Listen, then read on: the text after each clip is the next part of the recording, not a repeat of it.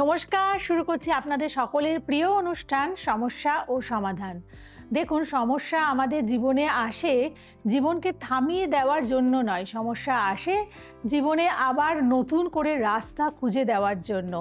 এই মুহূর্তে আজকের অনুষ্ঠানে আপনাদের জন্য উপস্থিত তাকে অনেক অনেক স্বাগত ও প্রণাম জানাবো। নমস্কার। নমস্কার। জয় শ্রী ঠাকুর রামকৃষ্ণ, জয় শ্রী ঠাকুর রামকৃষ্ণ, জয় শ্রী ঠাকুর রাম। সমস্যার সমাধান অনুষ্ঠানে আপনাদের সবাইকে স্বাগত জানাই। যারা আমার অনুষ্ঠান দেখে নিয়মিতভাবে তাদের অনেক কোশ্চেন আমাদের কাছে করেছেন এবং সেই কোশ্চেনের অ্যান্সারগুলি মানে মানসিক অস্থিরতাও হয় কেন, বা আমাদের ঘুম কেন কম হয়, ঘুম আসতে চায় না, এমন অনেকেই রয়েছেন। ভয় লাগে, এই যে ব্যাপারগুলো, এগুলো কি কারণে হয়? আর আমি ঘুমানোর সময় পাই না। সেটা তো ঠিক। এটা খুব ভালো কথা। আপনি ঘুমোলে পরে এত লোকের সমস্যা সমাধান কি করে যথাশাস্ত্রে হবে? ঘুমানোর সময় পায় না, যথাশাস্ত্রে ইচ্ছা করে একটু ঘুমাবো, একটু একটু ভাত ঘুম দেবো, পারি না ঘুমাতে, সময় নেই। চন্দ্র তত্ত্বের মধ্যে পড়ে এই উত্তরটা। চন্দ্র রাহু অশুভ যোগ, মন অস্থির থাকে, চন্দ্রের জন্য এটা হয়। রাহু চন্দ্রটা ঠিক করলে সব ঠিক হয়ে যায়। তার জন্য রাতে বালিশের নিচে রূপোর ছোট টুকরো রাখুন, আর ওং চন্দ্রায় নমঃ এটা পাঠ করুন, এই মন্ত্রটা। সোমবারে সাদা পোশাক পরুন ও দুধ দান করুন, বা দুধ জাতীয় বা দুধ দিয়ে তৈরি কোনো দ্রব্য যেমন মিষ্টি এগুলো দান করুন, দারুণ ফল পাবেন। আর আমার এই যে উপচারগুলি বলি, যে টোটকাগুলি বলি, এগুলি না করতে পারলে করবেন না, আর করলে ভালোভাবে করবে, কারণ আমি পুরো ঘরোয়া টোটকা বলি যাতে সবাই করতে পারে একদম এবং করে সহজ। একদম সহজ, এবং যদি করেন ফল পাবেন এবং ফল পাবেন। এবং এই যে টোটকাগুলো, এগুলো তো সাময়িক সমাধান। সাময়িক সমাধান।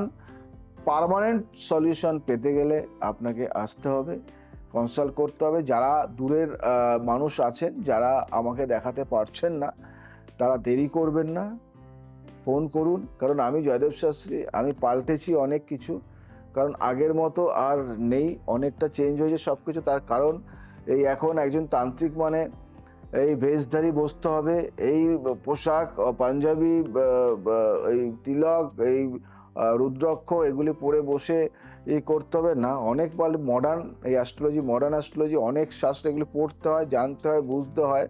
এগুলি এই নয় যে এগুলি ভুলভাল একটা জিনিস বলে দিলাম, 5টা কথা বললাম, একটা মিললো, এটা হলো, তা নয়। সেই দিন চলে গেছে।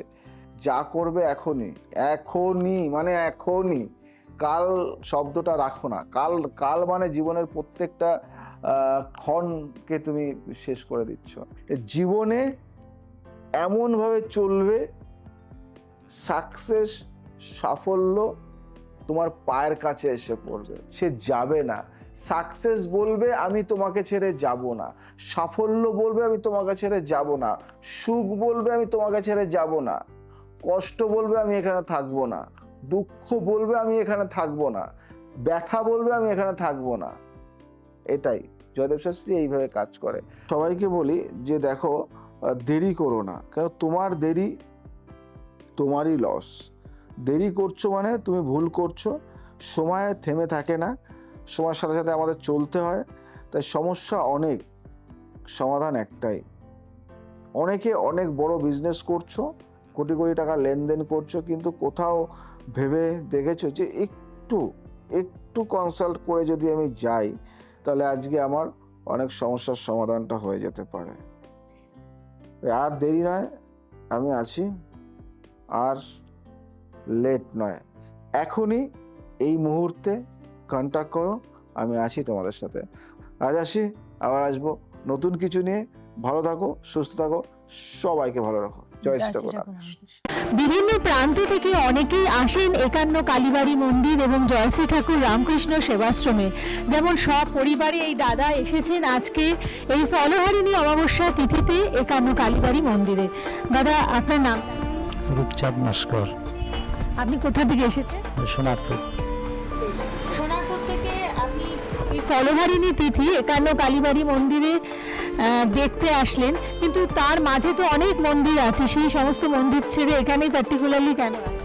আমি ওই অ্যাকচুয়ালি টিভি চ্যানেলে যে রূপসী বাংলা, তারপরে আমার এই আপনার কি মোবাইলে যে ইউটিউব আছে, এতে দেখে মহারাজের যে এগুলো টেলিকাস্ট যেগুলো দেখানো হয়েছে, দেখে আমার খুব ভালো লেগেছে।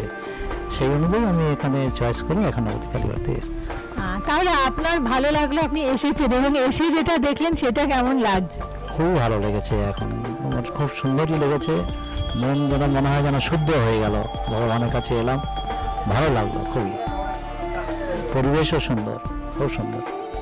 আর সাথে তো আপনার ছেলে মানে তরুণ প্রজন্মের প্রতিনিধি একজন রয়েছেন, যারা আমরা শুনে থাকি যে মানে এই আধ্যাত্মিকতার মধ্যে অনেক একটা মন নেই, তো ব্যতিক্রমী তো রয়েছেন, তো আপনি কি বলবেন?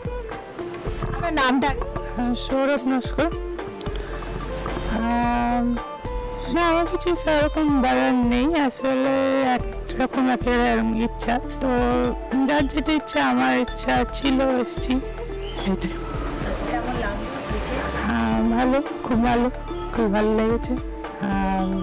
যিনি ছিলেন উনিও খুব ভালো, হ্যাঁ মহারাজ ছিলেন, উনি খুব ভালো কোঅপারেটিভ পারসন, এই জন্য খুব ভালো লেগেছে ওনার এগুলো শোনার পর। আমি এখন রিসেন্টলি প্রফেশন নেই, প্রফেশনে যাবো, ইচ্ছা আছে।